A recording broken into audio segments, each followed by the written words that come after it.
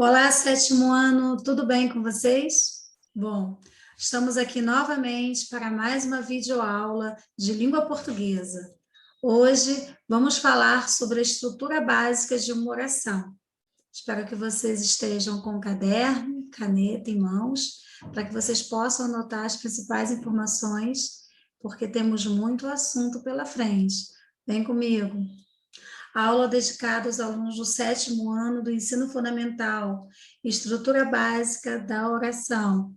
Pessoal, é muito importante que a gente comece a entender melhor como funcionam os termos que compõem uma oração. Bom, os termos essenciais da oração são o sujeito e o predicado. E é em torno desses dois elementos que as orações são estruturadas. Então, é muito importante nós entendermos e sabermos distinguir um do outro. Primeiro, sujeito é o ser sobre o qual se faz uma declaração. Já o predicado é tudo o que se diz a respeito do sujeito. Por isso, sujeito e predicado são termos essenciais de uma oração, tá? Bom, aí para a gente poder fixar bem esses conceitos, vamos lá. Sujeito é aquilo que eu já disse, tá? O ser sobre o qual se declara alguma coisa, e predicado é o que se declara sobre o sujeito. Exemplo 1.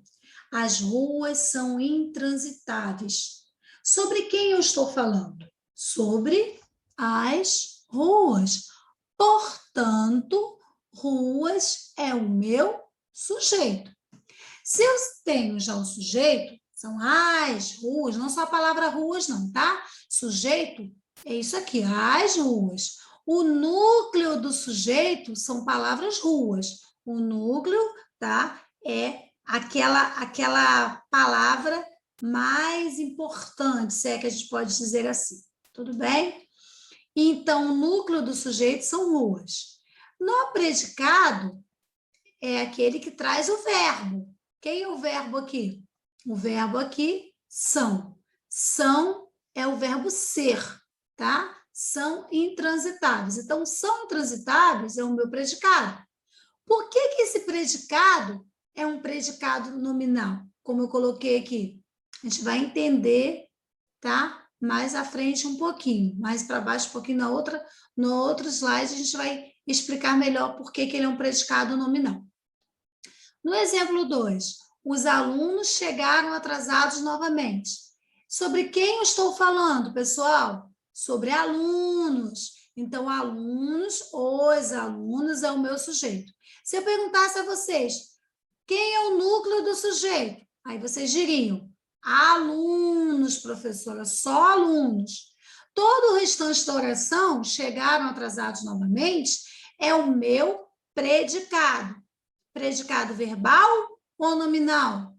Ainda não sei, vamos ver. Primeiro vamos falar um pouquinho mais do sujeito. Sujeito, núcleo do sujeito. Lembram que eu falei aqui, ó? Núcleo do sujeito? Ruas, núcleo do sujeito. O que é o núcleo do sujeito? É a palavra com carga mais significativa em torno do sujeito, ou seja, aquela que traz a informação mais importante, mais significativa.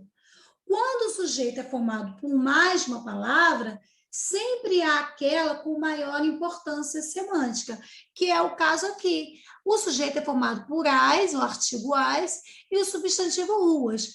Entre o artigo as e o substantivo ruas, qual que tem mais significado para a oração? Gente, a palavra ruas, né? É sobre elas que estamos falando. Elas é que são intransitáveis, né? No caso, aqui alunos, os alunos chegaram atrasados.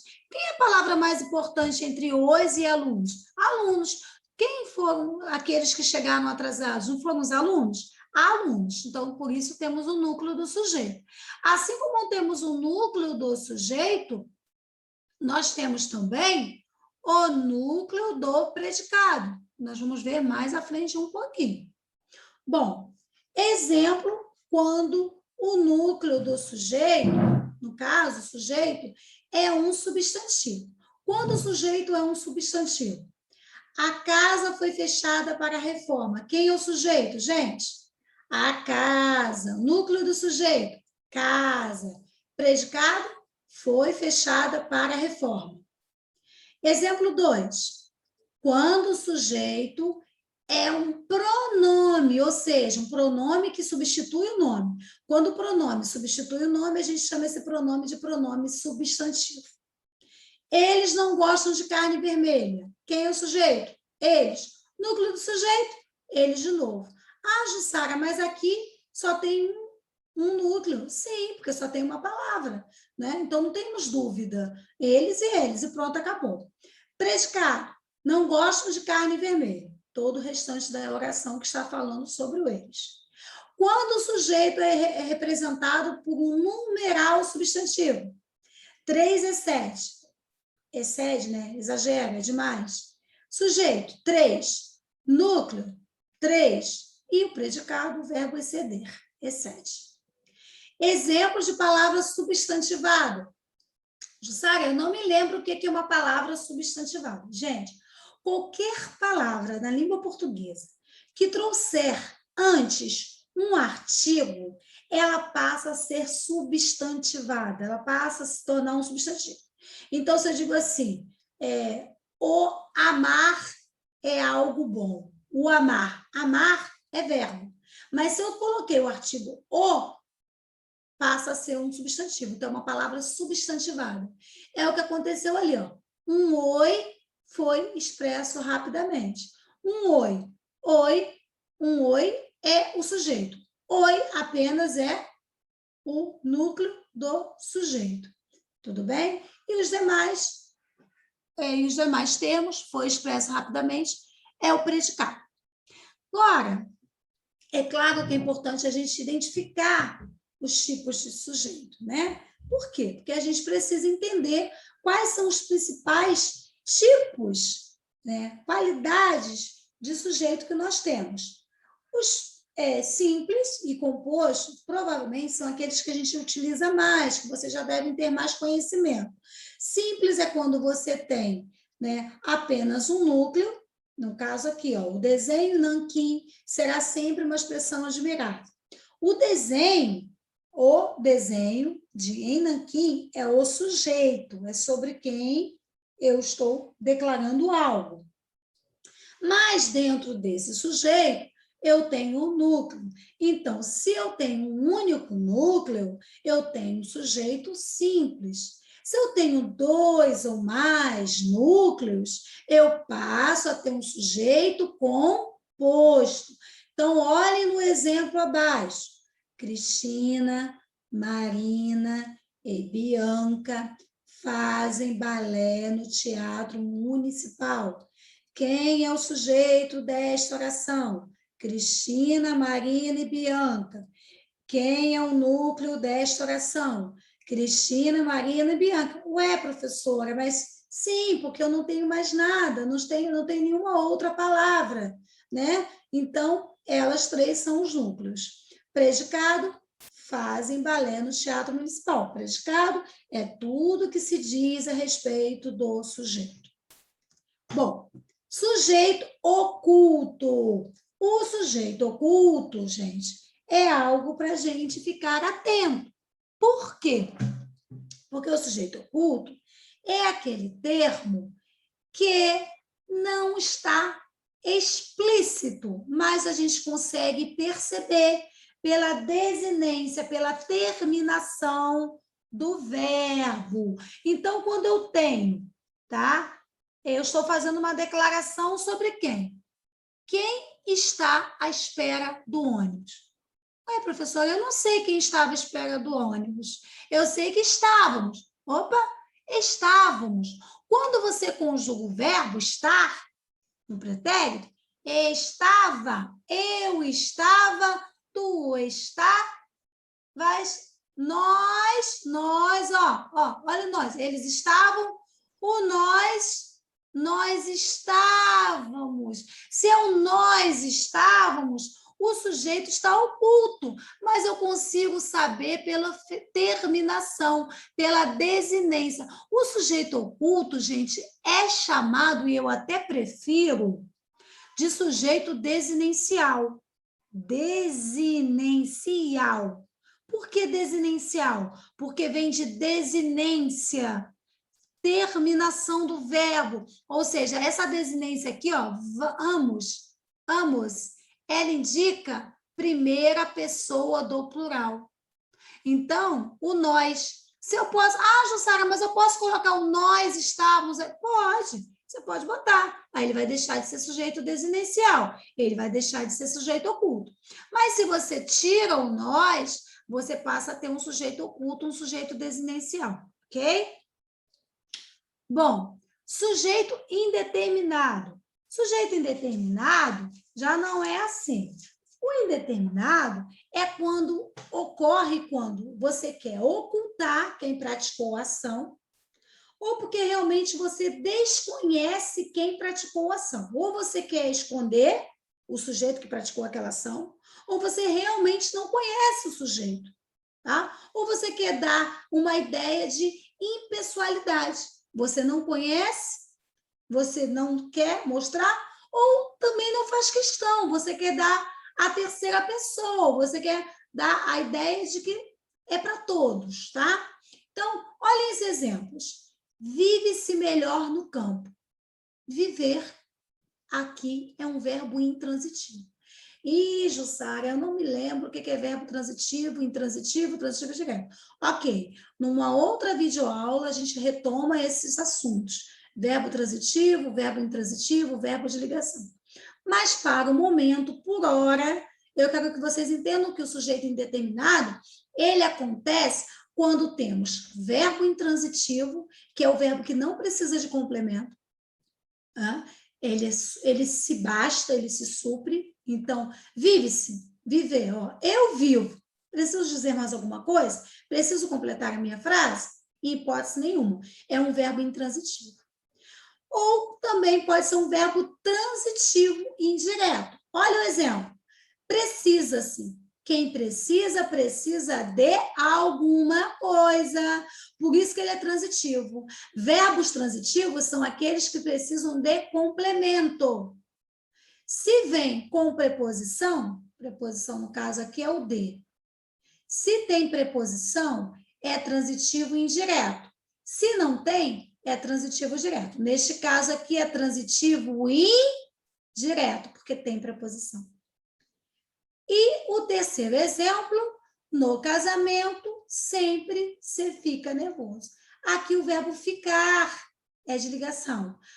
Vocês se lembram dos principais verbos de ligação? Ser, estar, ficar, continuar, parecer, permanecer. Esses são os verbos de ligação. É importante vocês guardá-los, tá? Porque a gente está sempre utilizando os verbos de ligação aí.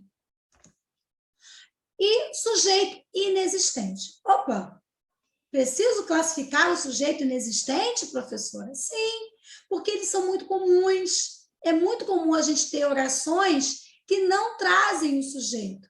Por que não trazem o sujeito? Porque nestas orações a informação está centrada no predicado, está centrada em um verbo impessoal. O nome já está dizendo, né, pessoal? Verbo impessoal. Não tem pessoa, não se refere a ninguém. Quando que isso acontece? Verbos que indicam fenômenos meteorológicos, por exemplo. Não se refere a ninguém. Né? Ninguém choveu, ninguém trovejou, ninguém relampejou. Então, são verbos impessoais. Verbos que indicam fenômenos da natureza são verbos impessoais. Olha o exemplo. Choveu muito em Manaus. Quem é o predicado? Choveu muito em Manaus. E pronto, não temos sujeito. Outros verbos também são impessoais, tá? Verbo haver, no sentido de existir. Há muitas pessoas aqui. Não se refere a ninguém. Impessoal. Havia muitas crianças na rua. Haver também. Então, no sentido de existir. Vamos passar ao predicado. O predicado, gente, ele pode ser de 3 tipos, somente de 3 tipos. Ele pode ser verbal, nominal ou verbo nominal. São esses 3 tipos de predicados que nós temos. Verbal. Quais são as características do predicado verbal? O predicado verbal ocorre quando o núcleo da informação veiculada pelo predicado está contido em um verbo significativo. Lembra-se que eu falei lá do transitivo, do intransitivo? Tá aí, ó. Verbo significativo, ele pode ser transitivo ou intransitivo. Ponto. Guardem isso. Verbo significativo pode ser transitivo ou intransitivo. Jussara, eu não me lembro o que é transitivo, não me lembro o que é intransitivo. Vou explicar. Transitivo é quando você precisa de complemento. A frase não faz sentido se o verbo não tiver um complemento. Intransitivo, o verbo não precisa de complemento. Olha o exemplo, gente. O entregador chegou. Preciso dizer mais alguma coisa? Não. Quem é o verbo desta oração? Chegou. Predicado? Verbal. Por quê, Jussara? Porque tem verbo intransitivo. Se tiver verbo intransitivo ou transitivo, o predicado é verbal. Ou seja, a informação principal está centrada no verbo. A principal, o núcleo da informação é o verbo. Lembra que eu falei do núcleo, a palavra mais significativa do predicado? Agora a gente está olhando o predicado, tá? A gente está olhando mais o sujeito, não. A gente sabe que o entregador é o sujeito. Esqueça um pouquinho o sujeito. Vamos analisar o outro termo essencial da oração, que é o predicado. O lado de cá, o lado que traz o verbo. Predicado nominal. O predicado nominal, ele é formado por um verbo de ligação. Aí, lembra-se que eu falei para vocês, que é importante vocês guardarem? Ser, estar, ficar, permanecer, parecer, continuar. São alguns verbos de ligação. Se vocês não se lembrarem, assistam o vídeo mais de uma vez para me ouvirem falando. Ser, estar, permanecer, ficar, continuar, parecer. Caso contrário, vamos pesquisar no livro também. Bom, o predicado nominal, ele é formado por um verbo de ligação mais um predicativo do sujeito. Predicativo, Jussara, não sei o que é. Predicativo nada mais é do que uma qualidade, gente, um adjetivo que está se referindo ao sujeito da oração. Só que por que ele é chamado de predicativo? Porque está do lado do predicado, está depois do verbo. Então, ó, o entregador está atrasado. Quem é o sujeito? O entregador. Esqueçam ele. Olhem para o lado do predicado. Está atrasado. Predicado está atrasado. A informação principal está onde? Não está nem no verbo. Está na palavra atrasado, ou seja, está no predicativo do sujeito. Então, o predicado é nominal quando o centro da informação, a parte mais significativa, está centrada no predicativo, naquilo que eu estou dizendo sobre o sujeito. Isso é o predicado nominal. Agora, por último, temos o predicado verbo nominal. O predicado verbo nominal é interessante, por quê? Porque ele traz 2 informações significativas. Tanto o fato de termos um verbo significativo. O que é verbo significativo mesmo, hein? É quando o verbo é transitivo ou quando o verbo é intransitivo, ok? Então, vamos lá. O predicado verbo nominal, ele traz ou um verbo transitivo ou um verbo intransitivo, mas traz também um predicativo, que é aquela qualidade. Então, ele traz as 2 coisas importantes, por isso que ele é predicado verbo nominal. É como se ele juntasse a característica do predicado verbal, mais importante, e a característica do predicado nominal, também mais importante. Então, nós fechamos nesse predicado verbo nominal. A menina chegou ofegante à ginástica. Sujeito, já sabemos, a menina, não estamos focados no sujeito. E vamos para o predicado verbo nominal. Chegou ofegante à ginástica. Palavras importantes dentro deste predicado. O verbo chegar e também o fato dela ter chegado, o quê? Ofegante. Ofegante, para quem não sabe, é cansada. Então, a menina chegou cansada à ginástica, pessoal. Bom, tenho aqui para vocês um desafio. Vamos ver quem vai acertar este desafio aqui, tá? Vou dar um tempinho aqui, vou contar até 5 para vocês poderem pensar nessa resposta aí. Ó, vamos lá. Sobre este exemplo que nós temos, que foi dado para vocês. A lua brilhou alegre no céu. Podemos afirmar que o verbo brilhar é intransitivo? Afirmativa 2. O verbo brilhar é transitivo direto? Afirmativa 3. O verbo brilhar é transitivo indireto? Afirmativa 4. O predicado é nominal? Afirmativa 5. O predicado é verbal?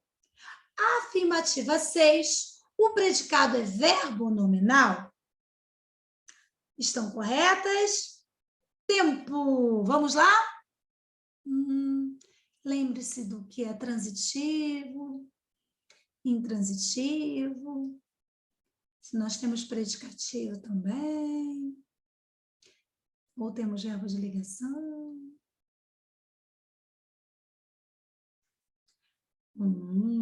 Tempo acabou.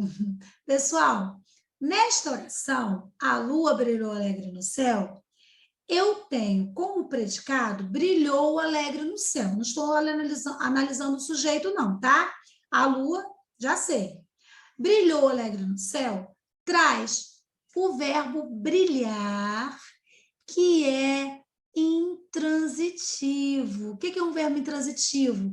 Não precisa de nenhum complemento para fazer sentido. Então, se eu dissesse apenas a lua brilhou, ponto, vocês entenderiam. Então, essa afirmativa 1 aqui, sem dúvida nenhuma, é correta. Então, eu já elimino a alternativa 2, já elimino a 3, porque não é transitivo, é intransitivo. E aí falta dizer se ele é um predicado nominal, verbal ou verbo nominal. E aí? Alegre aqui é um predicativo, ou seja, uma qualidade da lua. Só que ela está o quê?